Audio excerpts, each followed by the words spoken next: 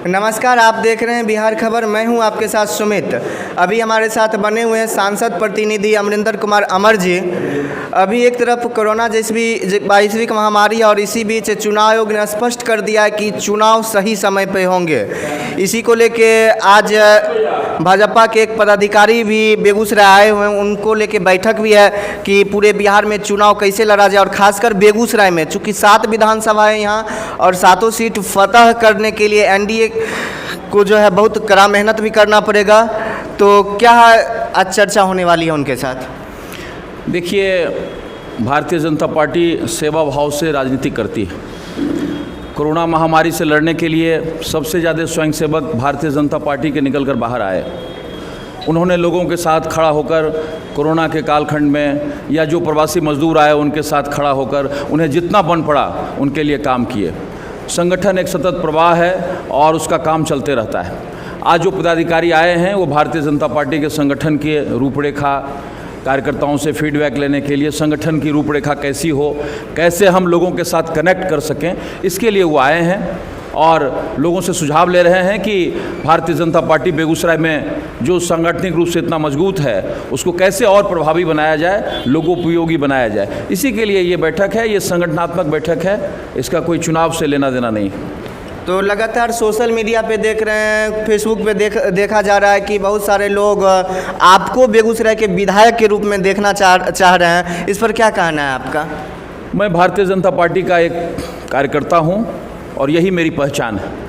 ये पार्टी तय करती है कि किसे कहाँ खड़ा होना है, किसे विधायक बनना है, नहीं बनना है। 2005 में भारतीय जनता पार्टी ने हमें उम्मीदवार बनाया था, लेकिन 2010 में नहीं बनाया, 2015 में नहीं बनाया। अमरिंदर कुमार अमर 31 वर्षों से वहीं खड़ा है एक स्वयंसेवक के रूप में, चाहे वो विद्यार्थी परिषद हो, चाहे भारतीय जनता युवा मोर्चा हो, चाहे वो भारतीय जनता पार्टी हो। आज मैं वहीं खड़ा हूँ। ये स्वाभाविक है कि एक कार्यकर्ता के मन में होता है कि मैं जब काम कर रहा हूँ, जिस क्षेत्र में काम कर रहा हूँ, वहाँ के लोग मुझे प्रतिनिधि के रूप में देखें और मैं बेहतर काम कर सकूँ। यही हमें लगता है कि विषय है और इससे ज़्यादा कोई विषय नहीं है। जनता और पार्टी जब चाहेगी, जैसे चाहेगी, जो आकृति देगी, मैं उस आकृति को स्वीकार करूंगा, क्योंकि 31 साल से मेरी सतत साधना है और पार्टी ने उम्मीदवार बनाया तब भी, नहीं बनाया तब भी, मैं उस साधना का साधक हूं। 2020 का जो चुनाव होने वाला है, इसके लिए क्या लगता है, किस मुद्दे पे आप चुनाव लड़िएगा? 2015 का ही मैनिफेस्टो रहेगा या कुछ अलग होगा इस बार?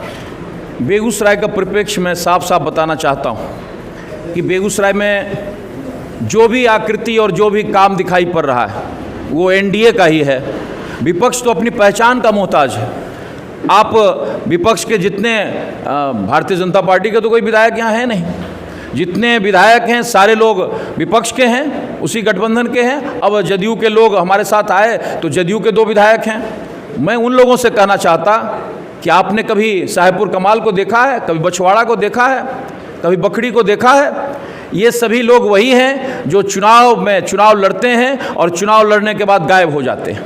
जबकि भारतीय जनता पार्टी, हम जीतें तब भी, हारें तब भी, जनता के साथ मेरा जो फर्ज है, जनता के साथ जो मेरा दायित्व है, हम उसी के साथ खड़े रहते हैं। और यही कारण है कि आज भारतीय जनता पार्टी विधायकी ना होने के बावजूद भी भारतीय जनता पार्टी ही जनता के साथ खड़ी है, उसके संघर्षों के साथ खड़ी है, उसके सुख दुख और हर एक कारणों में भारतीय जनता पार्टी का ही कार्यकर्ता दिखाई पड़ता है। तेघरा के विधायक चुनाव जीतने के बाद आज तक अपने क्षेत्र में नहीं दिखे हैं और हाल फिलहाल ही पेपर में कहीं दिखा कि उन्होंने ऐड किया है कि तेघरा को मॉडल बनाएंगे। 5 साल में तो उन्होंने कितना मॉडल बनाया, इस पे आप बता दें। देखिए, मेरा साफ साफ कहना है कि पार्टी जो भी हो, प्रतिनिधि वही हो जो जनता से कनेक्ट करता हो, जो जनता से सरोकार के साथ रहता हो, उसके संघर्ष के साथ खड़ा रहता हो, उसकी सेवा में लगा रहता हो। और जिसका जनता से कोई कनेक्शन नहीं हो वो प्रतिनिधि, हमें लगता है कि तेघरा के विधायक एक्सीडेंटल विधायक थे और लापता शब्द तो मैं यूज़ नहीं करना चाहता, लेकिन मैं एक बात ज़रूर कहना चाहता हूं कि तेघरा के लोग ठगे गए। उन्होंने एक एक्सीडेंटल विधायक को चुना। अब आने वाले दिनों में उसका परिमार्जन होगा और भारतीय जनता पार्टी सारे सीटों पर, जहां जहां भारतीय जनता पार्टी का और जदयू का उम्मीदवार खड़ा होगा, एनडीए की विजय होगी। चूँकि आप सांसद प्रतिनिधि हैं और 1 साल हो चुका है सांसद चुनाव को भी, तो सांसद के द्वारा क्या क्या काम किए गए हैं ताकि इसे भी क्षेत्र की जनता को बताया जाए, कौन कौन से प्रमुख काम उन्होंने किया है? 1 साल सांसद का हो गया, आपने ठीक कहा। इसमें सबसे बड़ा काम है वो है जनता के सरोकार का। जनता का सरोकार ऐसा कि इसी के बीच में कोरोना का कालखंड आ गया, बहुत सारे प्रवासी मजदूर आए, हजारों हजार मजदूर आने लगे, उनके आने के लिए ट्रेन की सुविधा उपलब्ध कराना, लोकसभा अध्यक्ष से विनती करके नई ट्रेन और उन छात्रों के लिए जो कोटा में पढ़ते थे उनके लिए व्यवस्था कराना, फिर क्वारंटाइन सेंटर की व्यवस्था, फिर ट्रूनेट मशीन जो उसमें एक नया चीज़ था, चूँकि टेस्टिंग हो नहीं रहा था तो अस्पताल में ट्रूनेट मशीन। और साथ साथ मैं एक चीज़ और भी बताना चाहता कि जो एक्सपेंशन के बारे में कहा जाता है, एक्सपेंशन के आ गए थे प्रपोजल्स, लेकिन IOCL बोर्ड ने उसे पास नहीं किया था।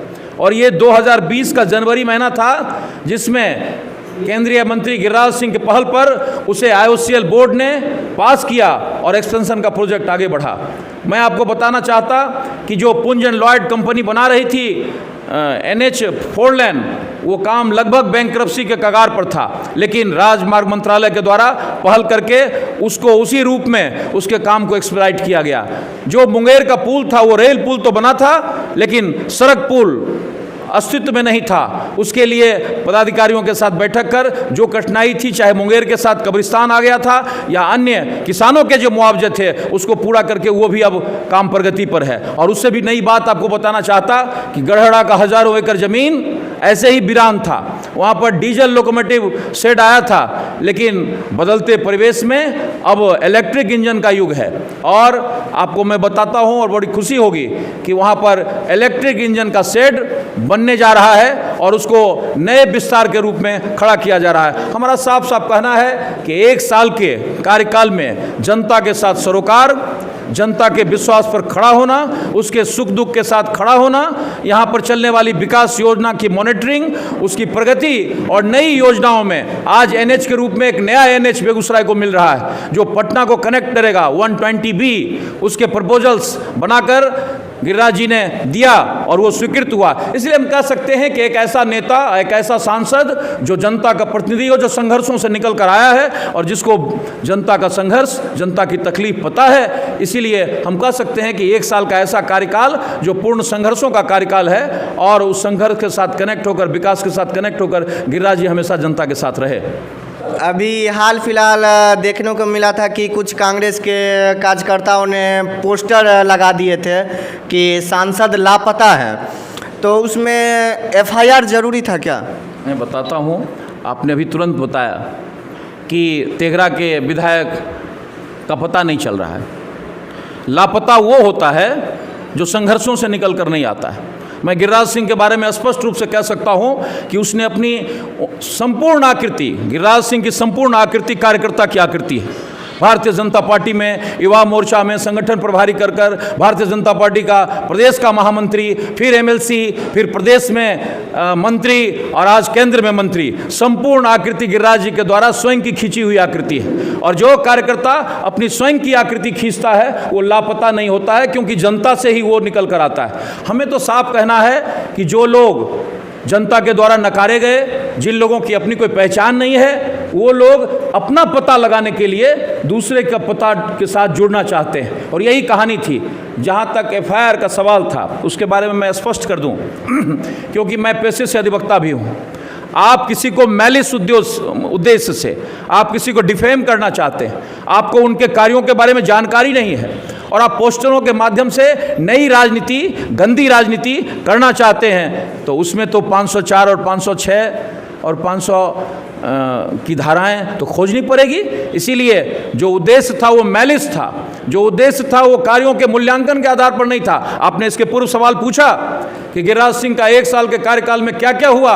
गिरिराज सिंह के 1 साल के कार्यकाल में जनता का सरोकार, जनता का सेवा, जनता का विकास, बेगूसराय को मॉडल के रूप में खड़ा करना, ये सब उपस्थित है। तो फिर गिरिराज सिंह लापता कैसे हैं? इसीलिए मेरा साफ साफ कहना है कि राजनीतिक प्रतिद्वंद्विता करिए, लेकिन मैलिस भाव से किसी का चरित्र हनन नहीं करिए। और यदि चरित्र हनन करेंगे तो IPC की धाराएं भी खड़ा होगी और कोई खड़ा होकर मुकदमा भी करेगा। इसीलिए मैं उसको जस्टिफाइड करता हूं एज ए लॉयर कि वर्कर्स को अपने चरित्र पर, अपने काम पर, अपने जनता के साथ संघर्ष पर, उसके साथ सरोकार पर विश्वास रखना चाहिए। किसी के पीछे चाटुकारिता करके और किसी के कहने पर, आप किसी के बहकावे पर कोई काम ना करें।